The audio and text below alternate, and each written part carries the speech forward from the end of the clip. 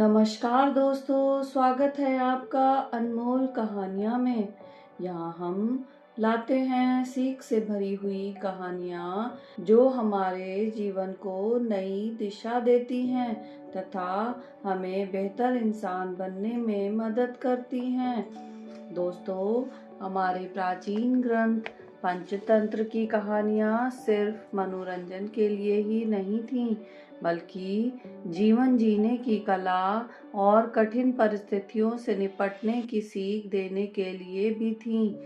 हर युग के लोग इन कहानियों से प्रेरणा ले सकते हैं। दोस्तों, आज की कहानी एक बंदर और मगरमच्छ की है। आइए शुरू करते हैं। बहुत समय पहले एक नदी के किनारे एक हरे भरे जामुन के पेड़ पर एक बंदर रहता था। पेड़ उसे मीठे फल और छांव देता था। बंदर निश्चिंत जीवन जीता था और खुश रहता था। नदी में एक मगरमच्छ रहता था। एक दिन वो थका हारा किनारे आया। बंदर ने मित्रता का भाव दिखाते हुए उसे पेड़ से जामुन तोड़ कर दिए। मगरमच्छ को जामुन बहुत स्वादिष्ट लगे। धीरे धीरे दोनों में मित्रता हो गई और मगरमच्छ अक्सर जामुन खाने आने लगा। एक दिन मगरमच्छ ने घर जाकर अपनी पत्नी को मीठे जामुन खिलाए। मगरमच्छ की पत्नी ने लालच में कहा, अगर ये जामुन इतने मीठे हैं तो सोचो उस बंदर का दिल कितना मीठा होगा। मैं उसका दिल खाना चाहती हूँ। मगरमच्छ पत्नी के दबाव में आकर मजबूर हो गया। अगले दिन उसने बंदर से कहा, मित्र बंदर, मेरी पत्नी तुम्हें खाने पर बुला रही है। चलो नाव के बजाय मेरी पीठ पर बैठकर नदी पार कर लो।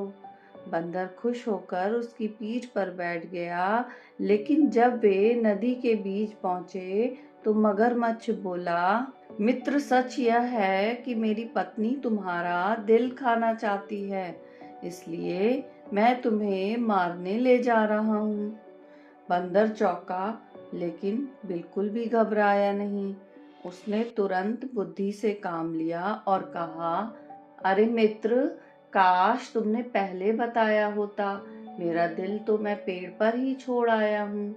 चलो मुझे किनारे पे ले चलो तो मैं दिल ले आता हूँ।